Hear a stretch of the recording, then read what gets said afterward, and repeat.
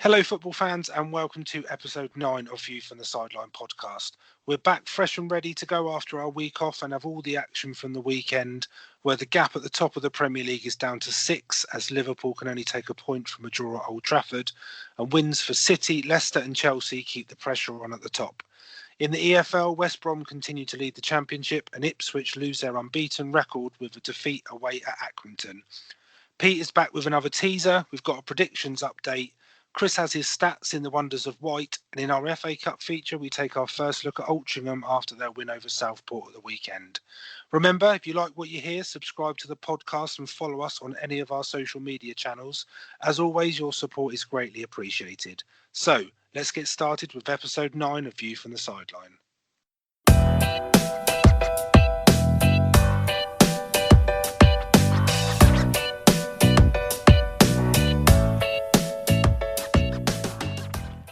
Hello, everyone, and welcome to episode 9 of View from the Sideline podcast. It's Rich here, and we've got a very happy Chris with us, I guess. Chris, just finished watching the match? Finished watching the Champions League game, very happy.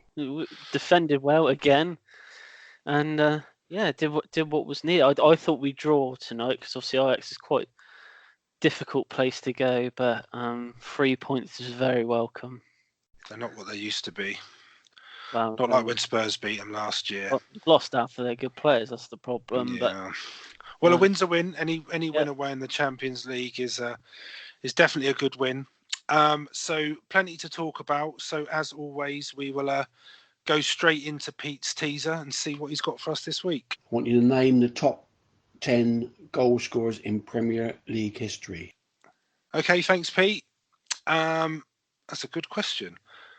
That's a good question. I think you could probably reel about half of them off. I'm not sure if we'd get the right order, but could be looking into the 90s again. Pete did say in the week, because we've got a couple right. Well, I think it's 6-2, I think, in total now. But he did say that maybe he's not challenging enough for us. But I'd like to think he's just at our level. Because we do get some wrong. We do struggle with some, and some are more luck than judgment. I think you don't want to make them too difficult. Well, no, exactly. But I reckon we'll have a go at getting all 10. I think we can quite comfortably get half of them. I reckon we get 5 or 6 straight off. So plucking people from the air. Okay, so we'll go straight into the Premier League review, because lots of action over the weekend, and I think the most intriguing match. Probably before and after as well, really, but we'll start there. So Old Trafford, Liverpool dropping their first points so far this season, 1-1 draw with United. Very, very strange performance from them, I would say, because we're so used to them playing nice, one-touch passing sort of football, but they were playing Liverpool were playing the long ball a lot on Sunday, and no Mo Salah though. Do you think that makes a difference? Yeah, but maybe. But I didn't think it would harm them too much, especially the run that Man United have been on. And to be fair, other than the Chelsea game this season, that was probably Man United's best performance. And for Liverpool, well, they're worse, because obviously they haven't dropped points since the start of the season. But yeah, I think. There is going to be a huge running theme with each game this week, and that's VAR. Obviously, the build up to Rashford's goal. Did you think Origi was fouled, or did you think it wasn't enough? It's one of those. It's one of those. I don't know. It's almost like one of those fouls that's right on the line. I think. From a consistency perspective, I think that probably is a foul. You'll see decisions like that all the time, and they're given. I mean, he did probably make a bit of a meal of it. Yeah, but but at the same time, I'm not surprised it wasn't given. But it does beg the question about. I don't think it went to VAR, did it? It did. No, they did review it. They did. Okay, reviewed, so based on that, you've got to say it wasn't a foul. But it's one of those. If it goes against you, you hate it. If it goes for you, it's never a foul. Kind of the He did go down clutching the wrong leg. Yeah, I saw that. I think, which was probably realise, a little bit silly. yeah, I don't expect realise at the VAR time, looked at but- that, but No, but I think when speaking to a few people this week, I think it's been the same answer from people. It's one of those, if it's given for you, then brilliant. If it's given against you, you're going to complain about it. But I think we've either got to be way, consistent because yeah, we've definitely. said it before, but we've said it before Yeah, that even though the foul hasn't been given, ignore VAR. So the ref hasn't blown for a foul. It's not as if the next time the ball was touched, it was put in the net. no, So Liverpool can still defend had it. time. Liverpool Yeah, can yeah. still defend the cross. they had time to defend. That's one thing that annoys me just a little bit because it's almost as if that he was tackled / Yeah. fouled and then There was he enough- shot straight away and scored. Yeah, But he there was he enough didn't. time between the incident and the goal. There's at least 25, 30 seconds. So how long do you leave it? Personally, I'm with you on this one. I think you've still got sufficient time to clear the ball or get rid of the ball.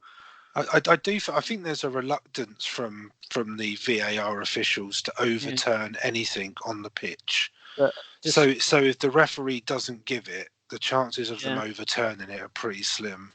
On a performance note as well, obviously Rojo was in at the back for Man United, but only because one of the other players, I can't remember who it was, got injured in the warm up. So Rojo wasn't even going to be starting, but he came in. I thought he was probably a man of the match for Matt. I thought he was really, really good. They did look good at the back, United. Yeah, it did fit. It was almost like the international break, I think, has refreshed them a little bit, and I definitely think now this is a platform I think that they now need to use. No other team has got a single point off of Liverpool this season, so they have to look at that and think this could be the start of something. Get a few more wins, get a few wins on the bounce now, and see where they can take it. It still doesn't look great when you look at the league table and they're 2 points off relegation and 14th. So yeah, but tight. It's so tight in that middle of the pack. It is. I'm probably a little less confident that they're going to use it as some sort of springboard to turn their season around. I thought that this game was very much the score. So the final score of 1-1 before the game, United probably would have taken that. Yeah. But after the game, I would imagine they were quite disappointed. Whereas Liverpool would be the other way round. Yeah. Because for me, it was the worst performance Liverpool have put in this season. But they still got a point. So teams will go to Old Trafford and they will come away with nothing. So I think the fact that Liverpool did come away with something, they've still got that 6-point lead at the top. I think it almost bodes better for Liverpool coming out of that game with a point than it does for United, because it was a pretty late goal. United are going to be pretty gutted. Like you say, the form they were in, if they were to win that, then I think it's probably more of a springboard. But I just think, I think Man United towards the end of the game, I think where they had defended for long periods of time, and the midfield were basically going box to box for the whole. You could tell they were hanging on at the end. Yeah, the equaliser, they were so narrow. Mm. They were so narrow through the middle of the pitch that Robinson had so much space on the left-hand side to get that cross in. So you could tell United were struggling, but I think a draw's probably a fair result, and I think on reflection, they'll probably both be relatively happy about it. Oh yeah. Maybe just Liverpool a bit more than United. So we'll move on. We'll go to Selhurst Park for Palace Man City. So this was Saturday night. So Man City getting the win. Obviously, the Liverpool game was Sunday, so they didn't know that they would be closing the gap. But it was almost a must-win game for City. And I thought they played well. I thought they dealt with Palace pretty well, to be honest. Quite comfortable. Obviously, sometimes with Palace, they are hard to break down. But I didn't really see Man City have that much trouble against them, to be fair. And obviously Jesus starting the game as well. Scores off the shoulder. Yeah, what a finish. But saying that, I thought Palace in the second half were a lot better, and Benteke almost scoring as well, hitting the bar again. I still can't remember when he last scored a goal, but that was a great save, though. I'm sure Edison pushed that onto did the he bar. push that onto the bar? Yeah, that was a brilliant save. But Palace only had 2 shots on target that whole game. Which at home is disappointing. Yeah, it was typical Man City though. It was, once they got the first and the second, it was just all about control for them, and anything else was just a bonus. But they probably would have seen this as a potential banana skin, because I think it was last season they lost this fixture. I think it was 3-2, I think they lost. So. Yeah, I think they did lose their last year. But what do you think about City's starting centre backs? So Rodri and Fernandinho. Yeah, and I know Rodri went off injured last night in the Champions League, but you've got John Stones on the bench, so you've got a £50 million centre back sat on the bench, and you've got your 2 sort of defensively minded holding midfielders starting at centre back. I think it's a positive in the respect of it shows how versatile their squad is, but not great if it's John Stones. Well, no, absolutely. But then you think, do they lack that depth of their squad? Where I think they're very heavy in the attacking areas, but maybe not so much defensively. But you can't at the start of the season. You can't foresee injuries to 2 of your centre backs. So I can see what he was trying to do. What's happened to Kyle Walker as well? Is he injured? I think he's injured, yeah. But he hasn't played for a while. No, because he can play centre back as well, Walker, because he did it when they played 5 at the back a few times last season. He was playing. Yeah, we did it for England in the World Cup, didn't he? Yeah, he played on that right-sided centre back, but.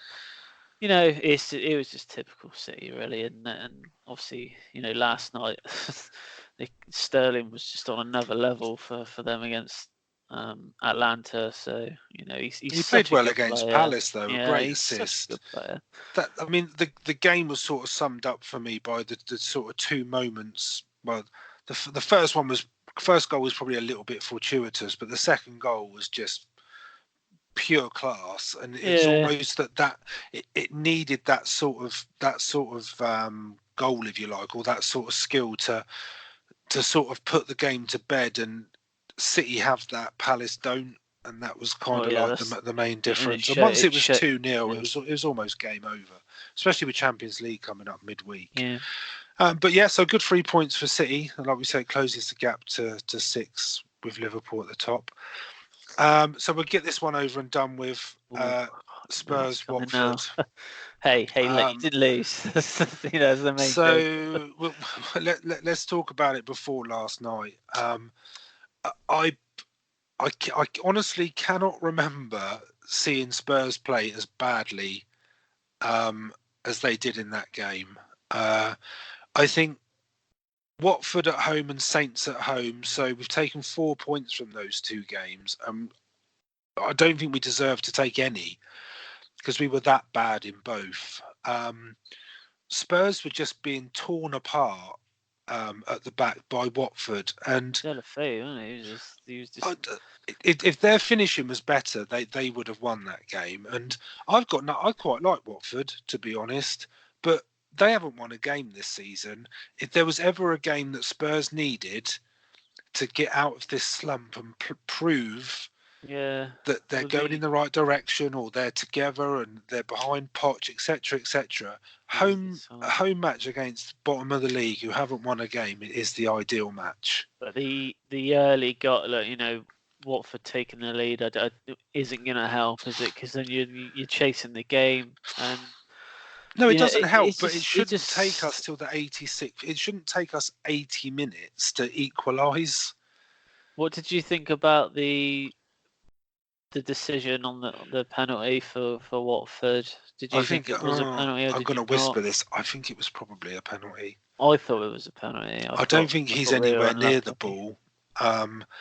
There was one on Harry Kane last season, and I forget who it was against, and it was very similar. No, was it Newcastle?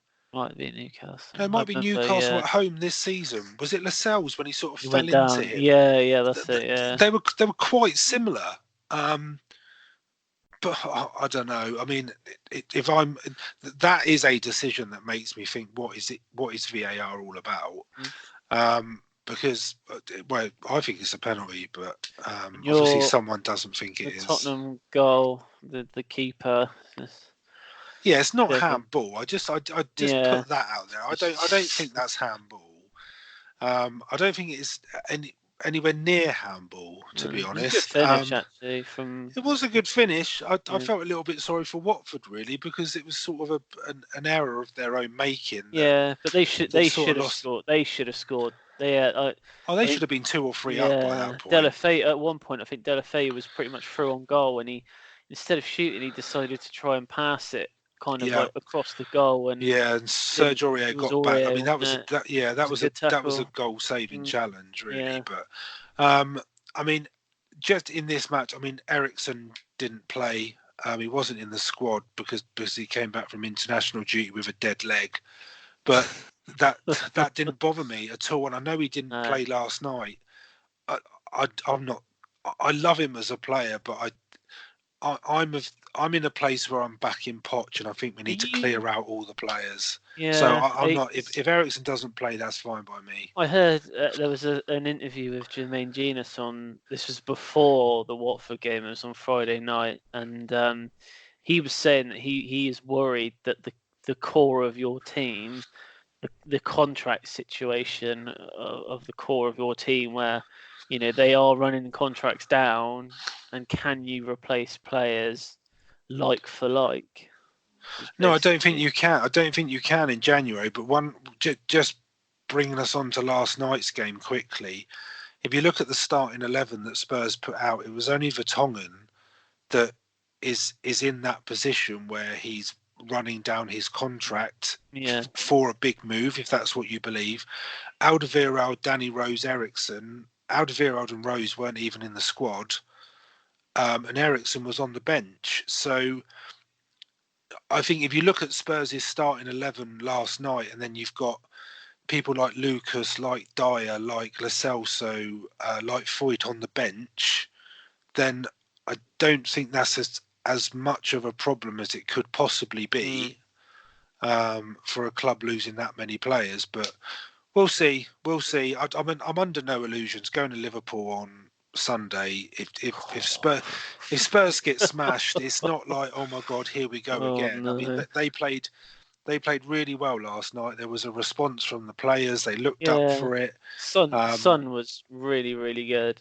He was, and there's positives. So we're back at the sort of qualification from the groups in our own hands. We wiped out the deficit of goal difference from the Munich game. So it was a good performance. But Liverpool away, I'm sort of, it's the ones after that for me. Everton away, then Sheffield United at home after that. They're the ones that I think will mean more to Spurs fans. But there you go. Fair play to Watford. They got a point. They should have got 3. So we'll move on. Sheffield United, Arsenal. So Monday night. Now, I'm not convinced this was an upset. I don't know what you think. Sheffield United, they're good, aren't they? Yeah, absolutely. I think there's a lot that's being made of Arsenal losing this game.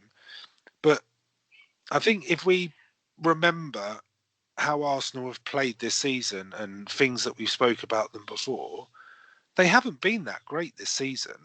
They have been very up and down. So I think it's like Sheffield United are more sort of heart and more passion, I think, for the actual game itself. I just, the thing is with Arsenal, you look at the strikers, the attacking players that they have, and you could say that in the league there's probably second or third best attacking players in the league, and it just doesn't show when they're playing. I'm not sure what it is, and Pepe, has he had enough time, or is it just not going to work? I'm really unsure about him.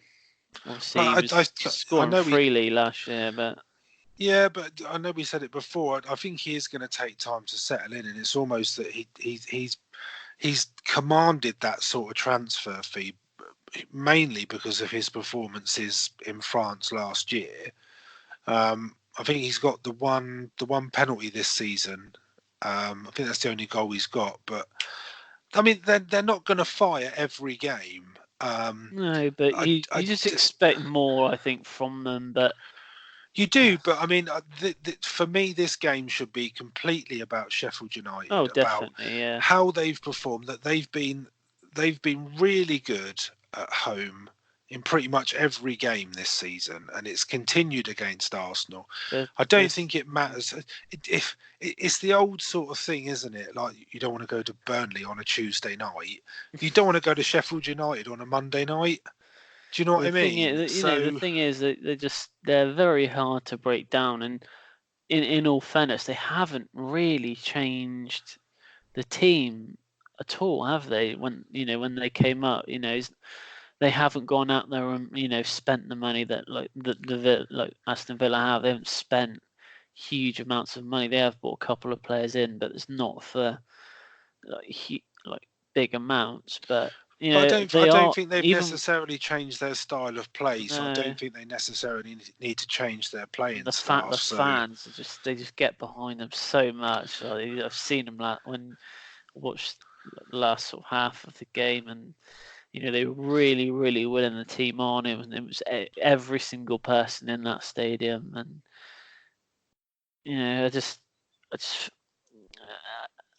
they're very, very hard to break down. Even when they played Chelsea, they got a point against us. So, but they're a good side. They in my opinion, they deserve to win that. Okay, so we'll move on to Leicester Burnley. So Leicester, I mean, continuing their good form. They're in third. They've won 5 of their last 7, and the only 2 defeats in that run were against Liverpool and Man United, so no disgrace there. I guess the talking point, Burnley's second goal, should it have been disallowed? I mean, that's pretty soft. For me, it was soft, but I don't think there's nowhere near enough contact. I don't think like even when you compare it to the Origi one, I'd say the Origi one was more contact than this one. But I've heard Johnny Evans say after the game that he said that he would have got the ball if he hadn't been fouled, but I think he was pretty much at the ball anyway. I mean, it all just seems a little bit. I don't know if farcical is the right word, but I'm going to use it. I personally didn't think it should have been disallowed, and I can absolutely see why Sean Dyche was sort of blowing his lid with it a bit. Yeah, fuming. He reminded me of a kettle that's just about to boil. I think anything else in that game, I think he would have actually just gone mental. But it was obviously an emotional day as well for the Leicester fans and the owners of the club, obviously. I can't believe that's a year ago. Yeah, that's just crazy, just gone by, isn't it? But to be fair, I thought on the whole game though, I thought that Leicester deserved to win that one. No, I'd agree with you. I'd agree with you. It's a running theme this week with VAR. I would rather. It's nicer to win in a different way than having that disallowed. I guess the thing for me with Leicester with this game, so they play Arsenal at home in early November, and you can say that is a winnable game for Leicester. And then they don't play another so-called top 6 side until just before Christmas when they play Man City. So they've got a run of games, winnable games here, Leicester. They're looking very, very good, I'd say. Going into the new year, they can be properly cemented in the top 4. But we'll see how they go. So over to Molineux, Wolves, Southampton. this was an odd game as well, really, where How, Wolves had so much possession, but Saints had all the chances. yeah, Wolves one shot on target, which I guess was the felt penalty. I guess that's got yeah. to be the I felt pen. a bit sorry for Jimenez. I think he was thinking, what have I actually got to do to actually get a goal? With, Yeah, there were put some the ball at the disallowed back ones of the in here, net. weren't there? So yeah, but I thought the one, I think it was Catrone when he was offside. I was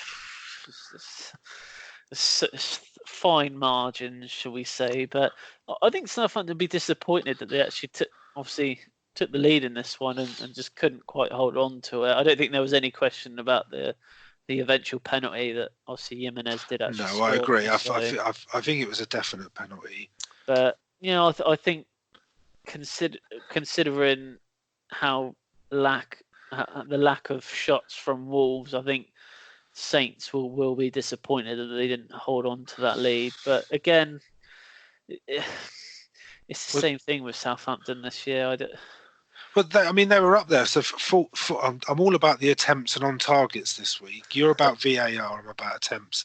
So 14 attempts, 5 on target for Saints. And I think there's been a bit of a consistent theme with what we've been talking about them in the past is they just don't convert their chances for me. That's the problem. If you look at their front three, the front three that played Saturday, so Ward-Prowse, Redmond and Danny Ings, I don't think that's a bad front three, to be honest. No. I'm not sure about Ward-Prowse playing that high up, but I like him as a player. When I went to Saint Spurs last year, he pretty much ran the game. He was unbelievable that day. Is he someone you want to see in the Tottenham team? You're gonna have a trio of English midfielders at this rate. Grealish, Maddison. Just Maddison and Grealish. Don't worry. Or Isco apparently in a swap deal for Ericsson. But there you go. Anyway, but Saints. They're only out of relegation zone on goal difference, so 2 goals out, and I think that sums them up for me. They play Leicester Friday night at St Mary's, and that's going to be a real test. That's going to be a real test for them. But Wolves unbeaten, 6 in a row now. They seem to have got over their early season. The start, I remember at the start, they couldn't get a win. No, they couldn't buy a win. Okay, so Goodison Park, Everton, West Ham. Everton winning at last. I think it was 4 straight defeats. It was a must-win for Silva as well. I think had they not got something out of this game, I think that would have been his last game forever. And I think there's been a lot of talk of him going, and I think that probably might have been the tip of the iceberg. But to be fair, I thought Everton, they dominated the chances, and I thought Bernard's goal was well taken from such a tight angle. It was a very good finish for him. I didn't realise, but that was his first goal. I think they said it in months. So he didn't score. I think defensively, you're disappointed with that. If you're West Ham defensively, it's a decent finish, but he should never be able to get into that position in the area. I don't think. Gylfi Sigurdsson, Oh yeah, you don't stop. You can't save that one. So yeah, but again, for West Ham, from a West Ham point of view, it's another 2 steps backwards. Again, another game. I think this season where they just haven't shown up. I think if there's been a few games this season where you just don't even realise that they're on the pitch. They just don't show a lot of passion. But then there's games they play, like the one they played against Man United, where they ended up winning the game. But that was their last win, so that was they haven't won in 3 since then. I almost feel that if you get, because of West Ham's inconsistencies, if you get the poor West Ham, the inconsistent West Ham, from an Everton point of view, it was almost their ideal game. Oh yeah. If West Ham had turned up, Everton could have been in trouble. But I don't think one win's going to get Marco Silva out of trouble. I think if they go on a similar sort of run where they're sucked back into relegation, I think that I think they're in this for a long 3 points season, will. if I'm honest. I think... No, I do. I think the fans are expecting a lot more, and I think that's part of the problem. But we'll move on to a team that's on the up. Villa. Ever since Leon came on, they can't stop winning. So Villa Brighton, last minute winner. So just talking about West Ham, just one thing that until you actually take a look at the table, you probably don't realise Villa are only 1 point behind West Ham. Yeah.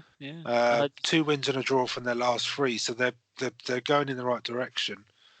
But this, I'm gonna say it again.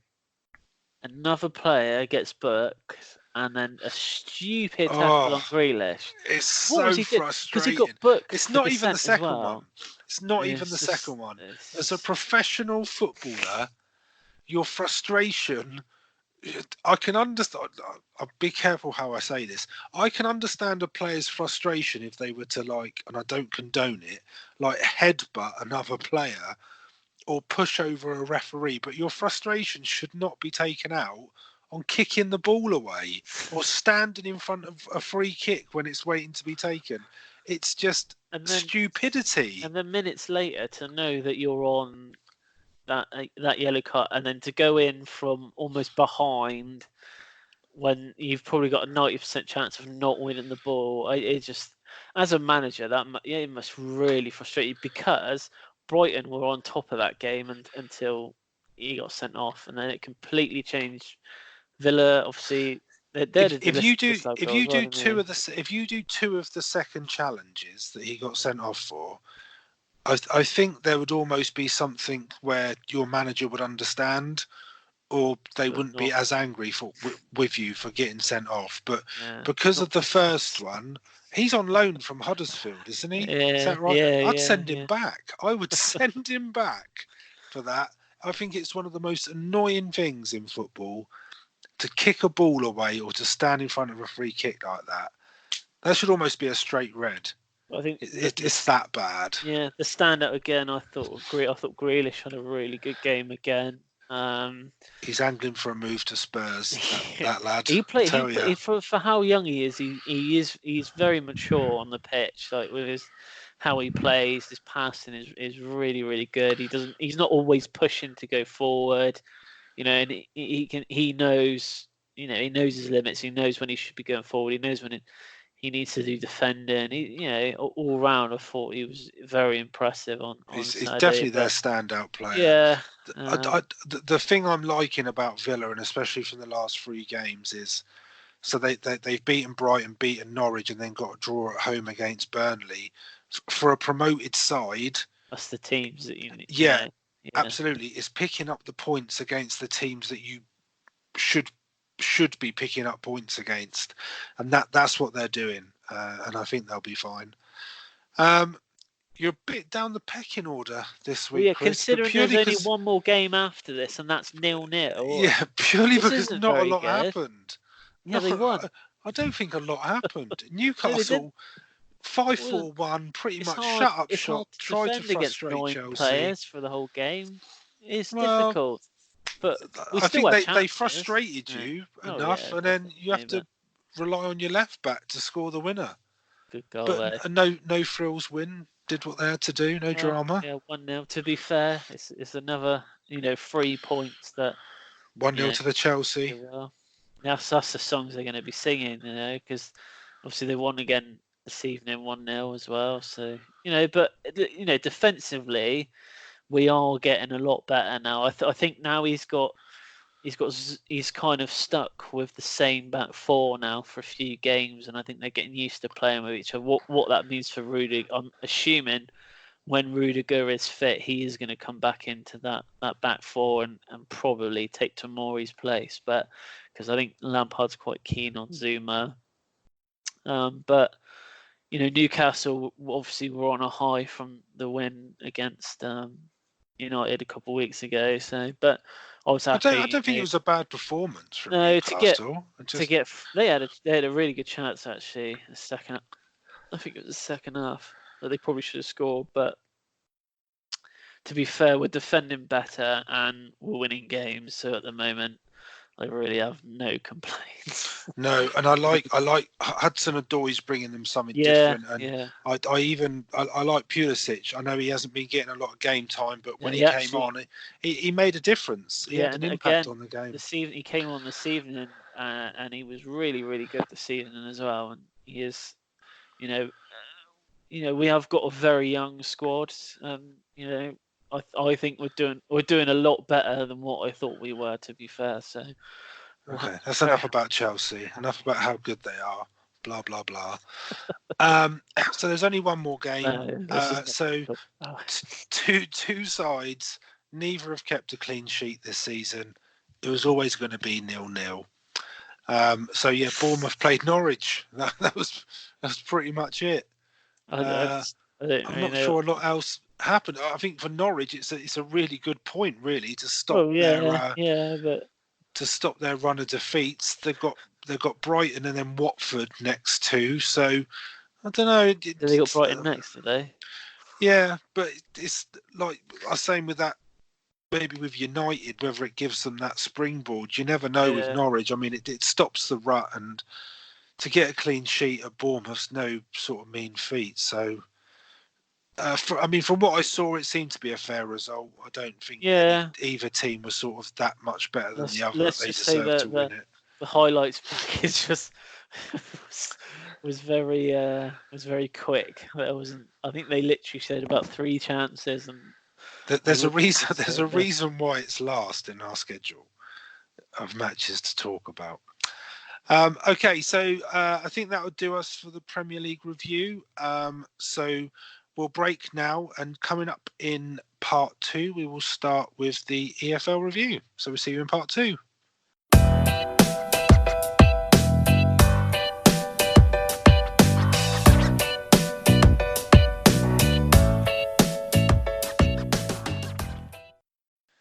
Hello and welcome back to part 2 of View from the Sideline podcast. So we're going to kick off part 2 with the EFL review. So we're starting the Championship. So it's tight at the top. There's only 4 points that separate the top 7 clubs. West Brom, they maintain their 2-point lead at the top with a 1-0 win away at Middlesbrough. Hal Robson-Kanu getting the winner in that match with only 8 minutes left. Leeds are keeping pace. They also won 1-0 at home to Birmingham, which moves them up to second. There's then 3 teams joint on 22 points with Swansea, who drew away at Barnsley, Nottingham Forest, who lost away at Wigan, and QPR, who won 3-2 away at Hull. They're currently in the playoff positions and are joined in 6th by Preston, who have 21 points, but they lost at home to Reading. At the other end, Stoke moved off the bottom of the table at the weekend after their 2nd consecutive win. They beat Fulham 2-0. They've now been replaced at the bottom by Barnsley, despite them getting a point at Swansea.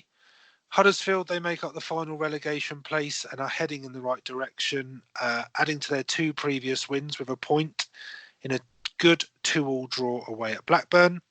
They're now only a point behind Middlesbrough, who sit in 21st. Something that I found quite interesting, Chris, I don't know if you will, from looking at the Championship table. The bottom 7 clubs in the Championship are all former Premier League clubs. Just goes to show once you go down, it's not always easy to come back up. So we'll move on to League One. So Ipswich remain top despite suffering their first defeat of the season. They went down 2-0 away at Accrington. A defeat which has cut their lead to just a single point after second-placed Wickham got a great 1-0 win at home to Sunderland. Peterborough are in 3rd, Fleetwood in 4th, and Oxford in 5th, and they all won at the weekend. Coventry, they occupy the final playoff spot, but only managed a point at the weekend in a 0-0 draw away at MK Dons. At the bottom, Bolton, they're still rooted to the foot of the table after losing at home to Rochdale 3-1. They're on a negative 8 points due to their points deduction at the beginning of the season. So it means they're 13 points behind Southend. But Southend did pick up a point in a 1-1 draw away at Tranmere on Friday. And Sol Campbell's just been appointed Southend manager, which I think is probably a good appointment, especially what he did with Macclesfield. but he has got his work cut out. I think they lost 7-1 last night to Doncaster and had two men sent off. He's not got a lot of team to work with. Welcome to the club, Soul. He's definitely got his work cut out. The final relegation place, that is filled by Wimbledon, but they did get their third win in a row with a 1-0 home win against Portsmouth, which leaves them only 1 point from safety, with MK Dons, Tranmere and Portsmouth all on 13 points and just outside the relegation places. So over to you, Chris, for League Two. So League Two, for the second week running, we have new leaders in League Two. So Crewe have climbed to the top after a 3-1 win against Swindon. Crewe actually scored two goals in injury time. So it was 1-1, and then they scored in the 91st and then the 95th minute to grab 3 points. Bradford are also up to second after they beat Crawley 2-1. Newport are third after a 2-1 win against Scunthorpe. Whilst early leaders in the division, Exeter lost again away to Cambridge 4-0 and moved down to fourth. Cheltenham are fifth after a nice away win against Walsall. Forest Green drew with Mansfield 2-2. Forest Green did let a 2-goal lead slip. And in seventh is Swindon, who moved down after their defeat to Crewe. So Stevenage remain bottom after a 1-1 draw with Port Vale. However, last week when we weren't here, they did actually manage to win their first game of the season. So they are off the mark with wins. So they're unbeaten actually in 3 now because they drew the week before. So it's a draw-win-draw for them. So they are actually gone up in the form table as well. So they're just behind Morecambe and Scunthorpe. So we'll just quickly talk about the FA Cup at the weekend because obviously there was no National League games. So Yeovil played against Haringey away and were winning 1-0, but there wasn't much to talk about. So obviously most of you would have heard, I think, well, it was literally on every website, every sports website. I think it was national news. Yeah, it was breaking breaking Sky national Sports. news. So obviously there was some crowd trouble. I think it was about 60-ish minutes into the game, but I've heard it was ongoing for quite a majority of the game. But we don't. This is the side of football that no one really likes, and for it to be like the team that you support is just a bit odd. Obviously, there were bottles thrown. I'm not sure if you've seen the videos, Rich, but there's videos of this happening, so it's clear to see for everyone. And unfortunately, reports of racial abuse towards the Haringey goalkeeper, which is totally unacceptable. And glad to see that the people that were doing it have been caught. So I think that's good. And I think I spoke to you after it happened, and I think we were both kind of in the mindset of they probably should be kicked out, I think. But I've had time to think about it, and it would have been hard, I think, to be kicked out on the basis of it turns out it was 2 people that ruined it for everyone basically. But the Yeovil will remain in the cup, and the game is actually going to be replayed next Tuesday. So we'll be recording whilst the game is on, and they've been drawn against Hartlepool if they manage to get through this in the first round. So I think it's always a difficult topic to talk about, and I know that obviously when all the stuff kicked off in Sofia with England in the Euro qualifier, I think we purposefully sort of didn't talk about it. I think the reason probably it's the best thing to mention it today is because we've almost got this running thing with Yeovil where, like you say, it's where you're from, it's the team you support. Based on that, we've always sort of kept an eye on them with their results last season and obviously into this season.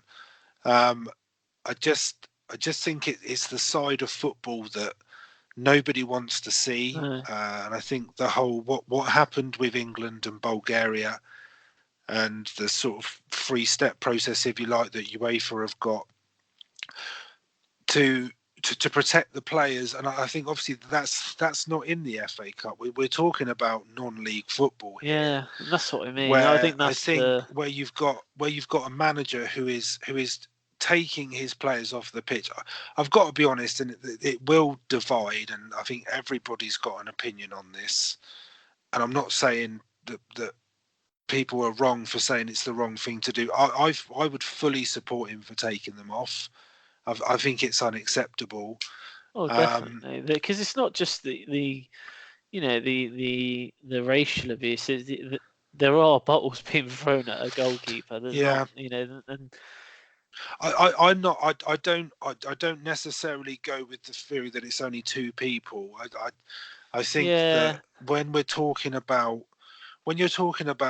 like the Kick It Out campaign and all the kick racism out of football, all the groups that are involved in that, if we're pushing for UEFA and FIFA to hand out harsher penalties and sort of 5-figure sums, and we want teams kicked out of European competitions and for them to lose their Champions League places, etc., etc.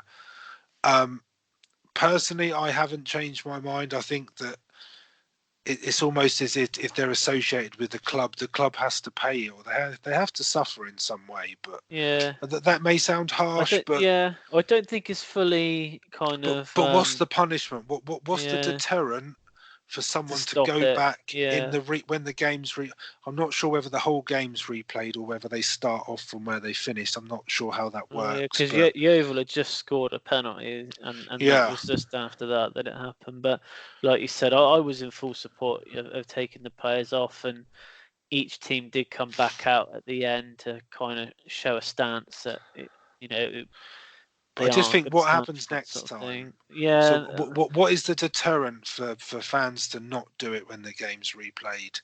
The fact that those two guys aren't there? Well, I don't know. Anyway, it's not something we want to see in football. I think it's a whole bigger issue, but I think it's probably important to mention it today. Yeah. But hopefully the replay in any future games will pass by without incident.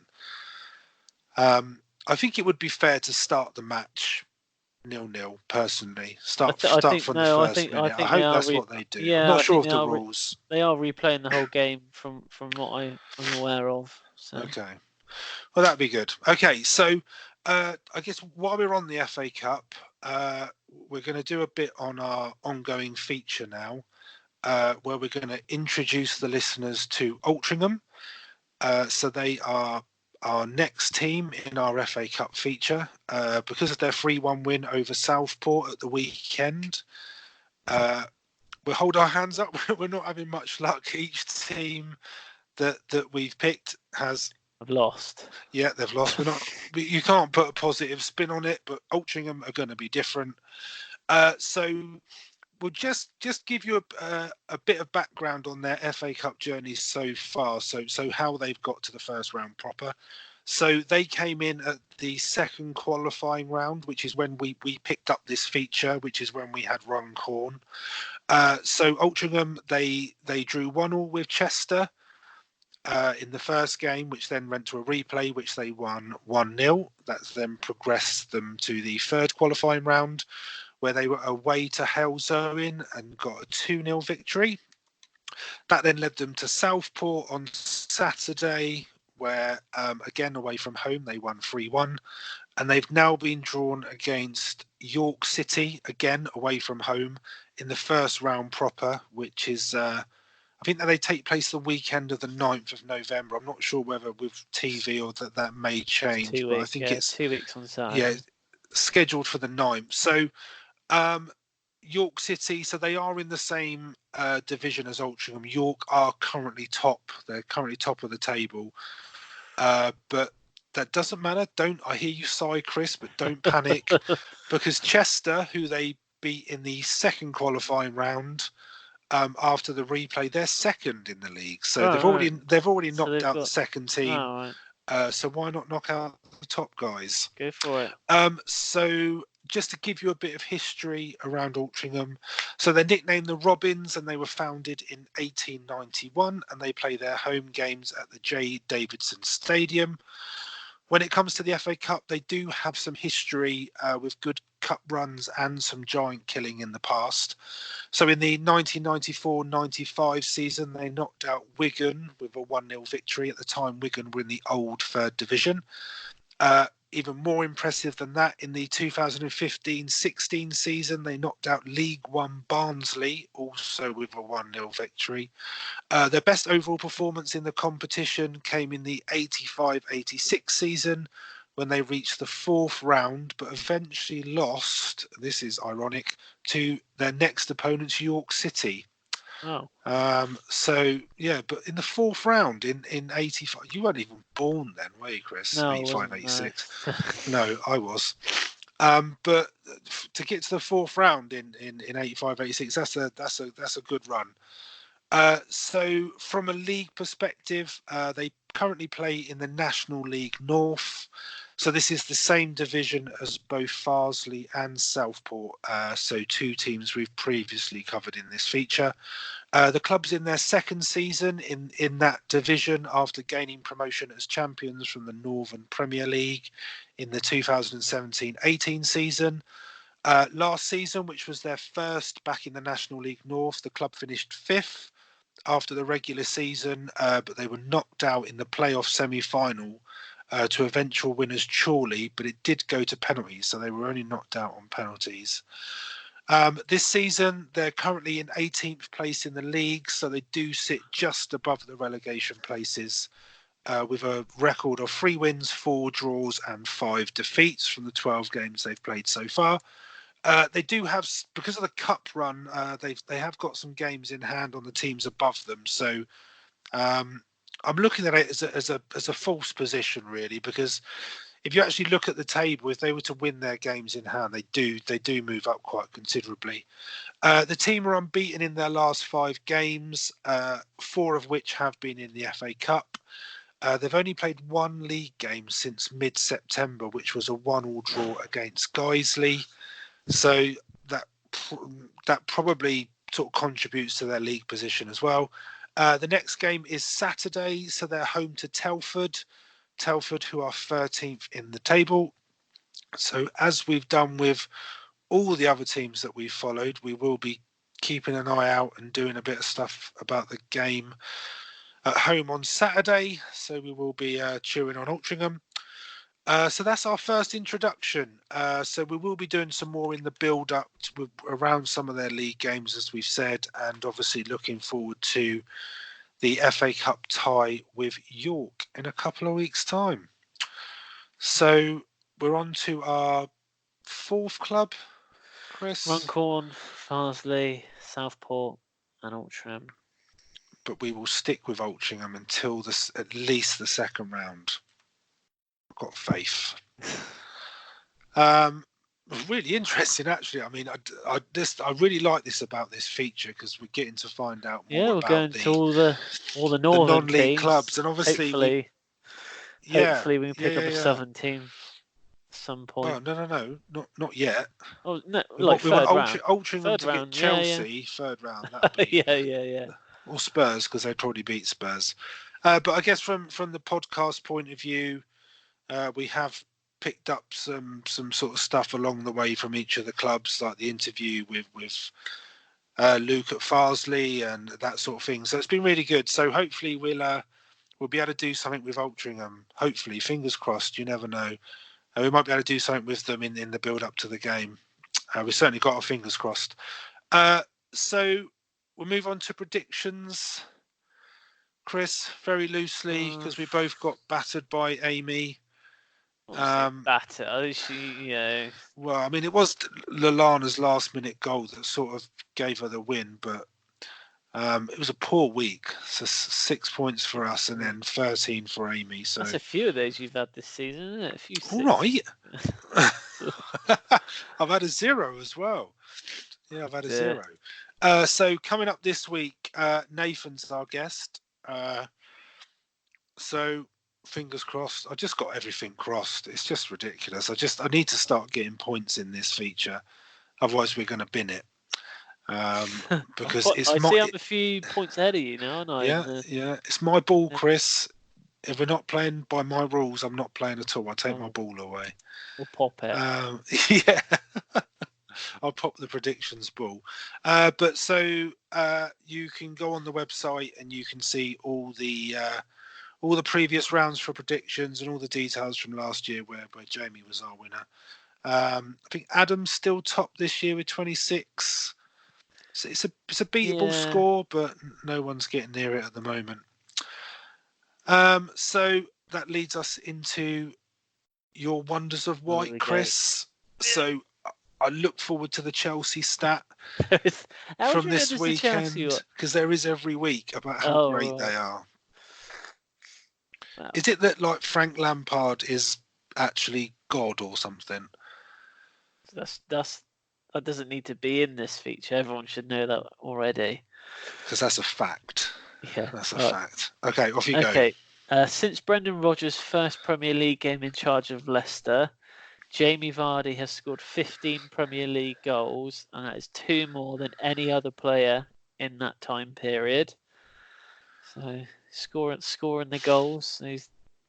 So since making his Premier League debut in 2012, January, only Christian Eriksen has scored 4 goals from outside the box than Gylfi Sigurdsson. It's all about Maddison and Grealish. So Eriksen's got 22 and Sigurdsson is on 21. He hasn't scored any of those this year, has he? Well, Eriksen. I'm so anti-Eriksen. Move on, Chris. Just ignore me. Right. This is the first time an English player has scored for both sides in a Premier League meeting between Manchester United and Liverpool since November 2001. And that was when Michael Owen scored for Liverpool and David Beckham scored for Manchester United. And Callum Hudson-Odoi is the second. It's the Chelsea one. Is the second youngest player in the Premier League history to assist in 3 consecutive appearances. Only Michael Owen can better that in January 1998. So he's actually in 2. I've only just realised that Michael Owen's actually in 2 of the facts. I've got to be honest, Chris. All jokes aside, that Liverpool United one, that's a really good stat. Yeah, that is really good. I don't think that should have been a teaser. That would I can't believe it. 2001. Yeah, 2001 was the last time 2 English players scored in that fixture.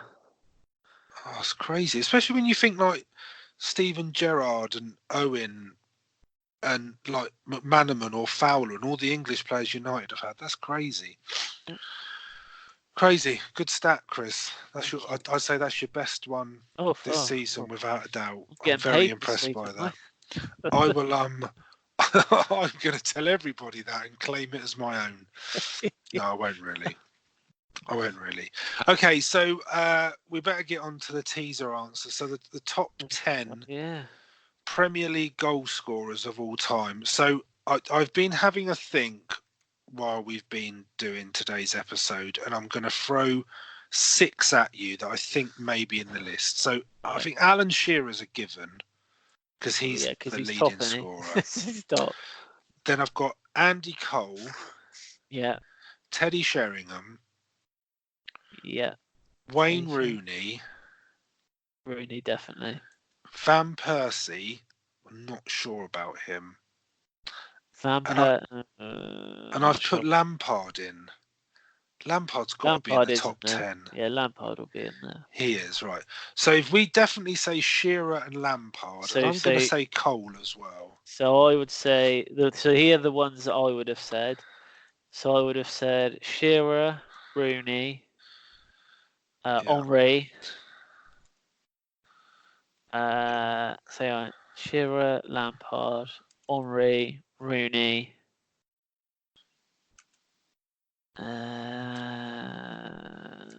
Aguero. Top 10 of all time. I'm going to say Aguero. Yeah. Not sure about That's 5. God, it's a bit harder than I thought. Right, okay. So let's get some definite. So we're going to go Shearer, Cole, Shearer and Cole, definitely. Yeah, Sheringham. Sheringham's got to. He played. He was in the first season with Forest, and then he went to United, Sheringham. Spurs. So Shearer, Cole, Sheringham, Rooney, Lampard, Henry, Aguero. That's 7. Owen. Owen has 8. Only because I just mentioned Owen in the last one. Giggs, Gareth Barry, Kane. Has he scored? You said Van Persie as well, didn't you? Yeah, I'm not sure about him. Van Persie or Van Nistelrooy? Van Nistelrooy is probably a good shout. Right, we'll go Van Nistelrooy. One more. Dwight York. No, he didn't. Anelka, Gerrard. Oh, Anelka was around for ages, wasn't he? Defoe. Oh, Defoe. Sent Defoe here. Right, is that our 10? Right, okay, hang on. Let me get the list. Shearer, Cole, Sheringham, Rooney, Lampard, Henry, Aguero, Owen, Van Nistelrooy, and Defoe. Premier League website. Right, that's our all time. That's right, our 10. Okay, so Shearer is top. Yeah. Then Rooney.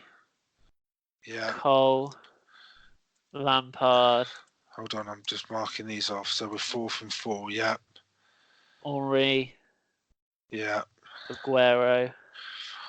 6. Fowler. Ah. Defoe. Owen. And Ferdinand. Les Ferdinand. Yeah. Is Sheringham not in there? Seriously? Sheringham was 11th. He was 3 off Ferdinand. Van Persie was 12th. Anelka is 16th. York was 17th. Gerrard was 18th. Ian Wright was joint 19th of Lukaku. So who was it? Who was it we didn't get? Ferdinand and Fowler. And Ferdinand. Well, who are the two that we did say? Van Nistelrooy and Sheringham. Well, Van Nistelrooy isn't even on the list.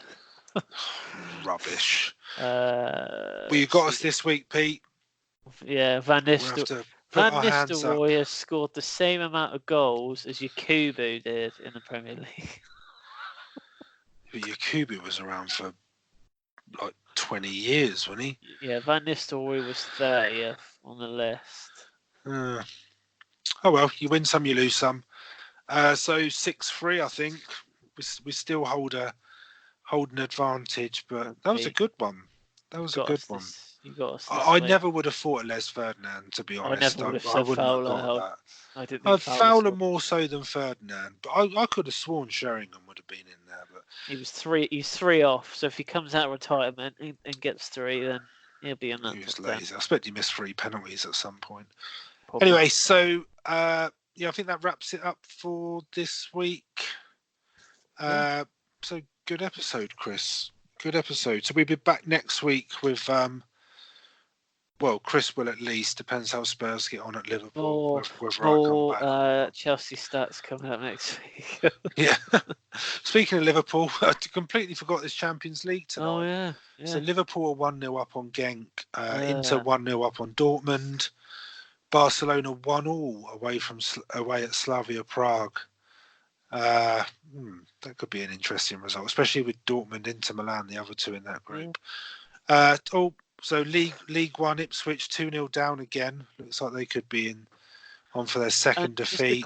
Just a quick Bolton won last night, didn't they? Did you see that? No, I didn't. Did they? Yeah, they beat Bristol Rovers. Yeah. -5. Yeah. Our review was based at the weekend. I saw it because Bristol City liked a tweet on Twitter that Bolton had won. So yeah.